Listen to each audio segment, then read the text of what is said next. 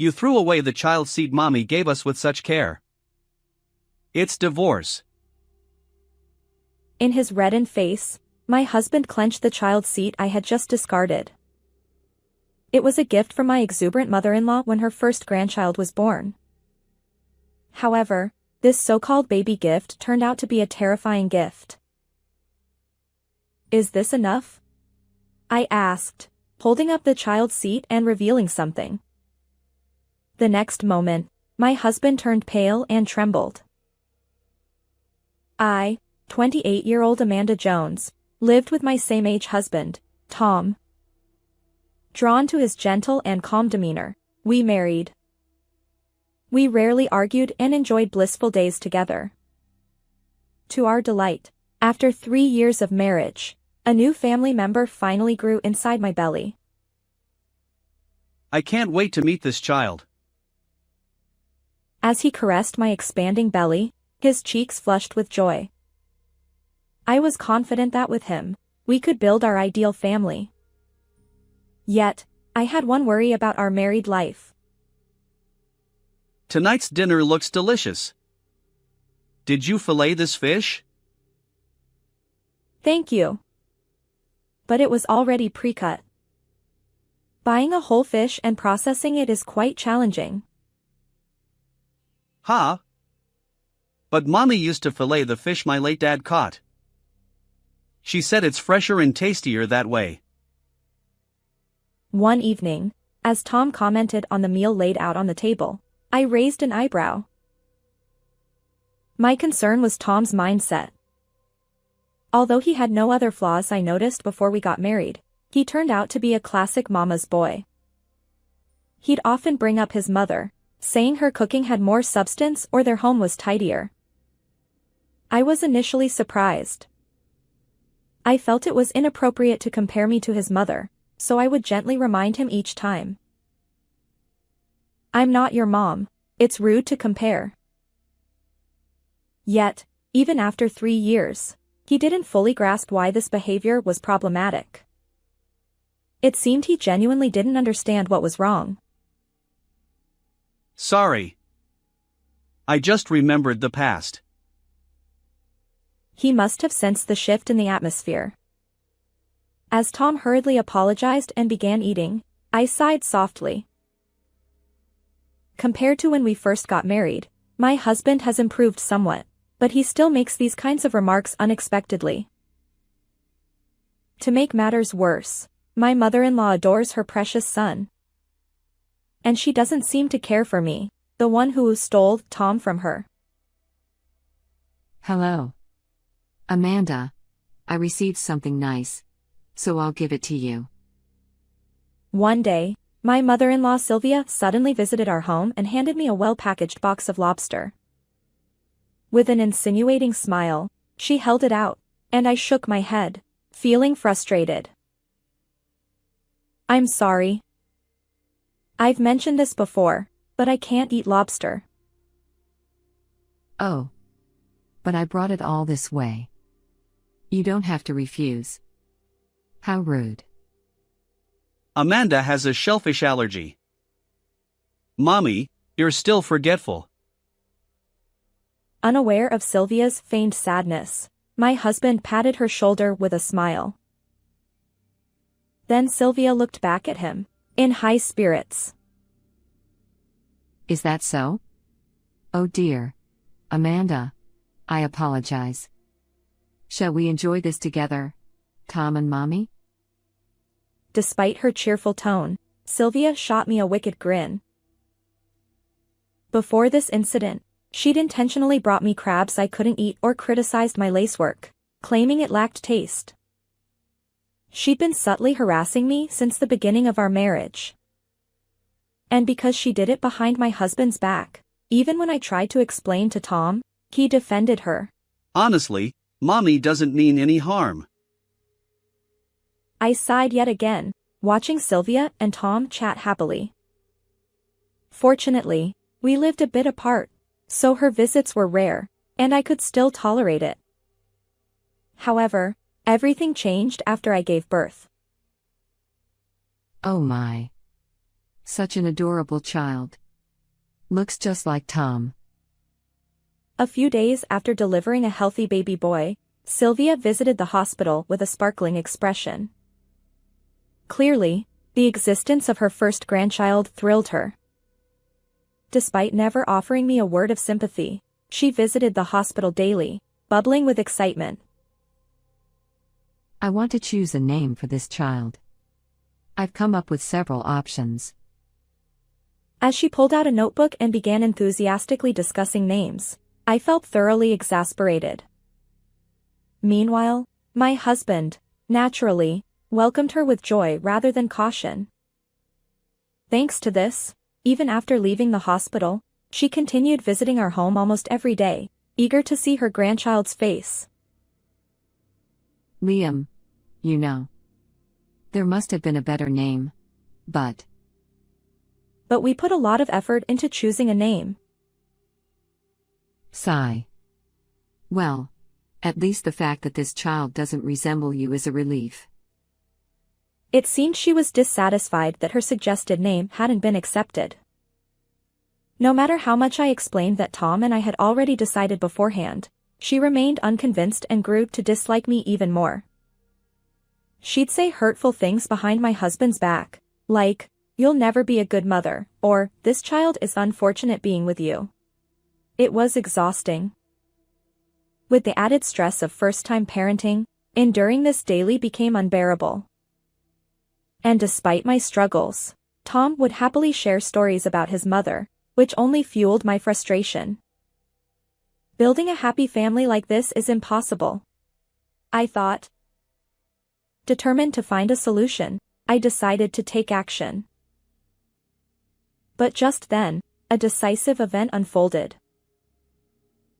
It was a weekday afternoon, and I was at home with Liam when my mother-in-law, Sylvia, paid her usual visit. She handed me a large box, which, from the photo on it, appeared to be a child's seat. This is a belated baby gift for Liam. Please use it. We wouldn't want anything to happen to dear Liam, would we? Well, I have some errands to run today, so I'll take my leave here. Uncharacteristically, she promptly left after I accepted the gift. While I appreciated the gesture, past experiences left me suspicious. Could she be up to something? As I examined the box more closely, I noticed unmistakable signs of prior opening. Wait. This has been opened once. With the growing conviction that something was amiss, I carefully opened the box and retrieved the child's seat. At first glance, it appeared unremarkable, but I decided to double-check by unzipping the cover. What I saw left me utterly shocked, and I couldn't help but cry out, "What on earth is this?" Without hesitation, I scooped up Liam and headed for the garbage disposal area. My purpose was clear: to discard this child's seat. Now I can finally breathe, I thought as I left the box at the trash site. But just as I was about to contact Tom to explain the situation, my phone in hand, he burst onto the scene. Hey! What are you doing? Mommy gave us that child seat. Startled, I turned to see my husband rushing toward me. Apparently, he'd finished work early and caught me in the act. He continued, bewildered. I received an email from Mommy saying it was a baby gift. His gaze shifted between the child's seat and me, as if unable to believe what he was witnessing. I'm sure in his eyes, I appeared to be a terrible wife who discarded the baby gift we had just received. My husband's face turned bright red, and after a few seconds of silence, he finally shouted. You threw away the child seat Mommy gave us. It's divorce. I stared at him, then retrieved the child's seat from the box. Is this enough? I asked, forcefully opening the cover to reveal its contents. Tom gasped and turned pale, trembling visibly. I've said it many times, but your mom has been unkind to me. Facing his fear, I seized the opportunity and played a video on my phone. It showcased Sylvia's various acts of harassment, things Tom was unaware of. In truth, her behavior had been so terrible that I secretly recorded her when Tom wasn't around, intending to explain it all to him. Even after seeing this, if you still side with mommy, I'm afraid I'll have to consider divorce, I said calmly. Having shown him all the videos, I looked at my husband. I'd been patient, but I had my limits. And now, for Liam's sake, I didn't want my mother-in-law anywhere near our home anymore. I'm sorry. At that moment, Tom, who had frozen, apologized to me. When I looked at him, I could see regret etched on his face. I can't believe she did something like this. No matter that she is my mom, some things are unforgivable. I truly apologize for everything. Clenching his fists, he apologized to me again, and I gently sighed with relief. As long as you understand, I'll never forgive Sylvia for what she did. With Tom finally awakened, we resolved to take action against my mother-in-law. The next day, we entrusted Liam to my parents and headed to my in-laws' house. Tom entered the living room, carrying a large box in both hands, and his slightly more dignified expression put me at ease. I had wondered how things would turn out, but despite his strong attachment to his mother, he chose to stand by my side. There was nothing more reassuring. Sylvia greeted us. Welcome. It's unusual for you to have an errand suddenly. Tom chimed in. Yeah. We wanted to thank you for the child seat. Remember how you wanted a new vacuum cleaner recently? Sylvia's eyes widened in surprise. Really? You bought it for me? How wonderful. As she eagerly tore open the wrapping paper, Tom and I exchanged glances. We visited my in-laws' house with a clear purpose: to deliver retribution. After all, given the way my mother-in-law had treated us, there was no way we would give her a gift. As soon as she opened the box, her scream echoed through the living room. And no wonder. It wasn't a vacuum cleaner inside. It was the child seat she had given us the day before, covered in a multitude of maggots. What kind of sick joke is this? She exclaimed. I confronted her as she frantically closed the box. Of course, neither my husband nor I had orchestrated this. When I checked the gift, the maggots were already swarming beneath the cover. In other words, these maggots were her intended gift to us. We initially considered discarding it, but then we thought we'd replace the box and return it to you with the zipper open. How does that feel? My mother-in-law exclaimed, her voice shrill. But she had the audacity to plead innocence, shaking her head. Her gaze shifted toward Tom, seeking his help. However, Tom was no longer the son she remembered. He had changed. Such excuses won't work, he said quietly, staring her down. Clearly caught off guard, she opened her mouth in shock.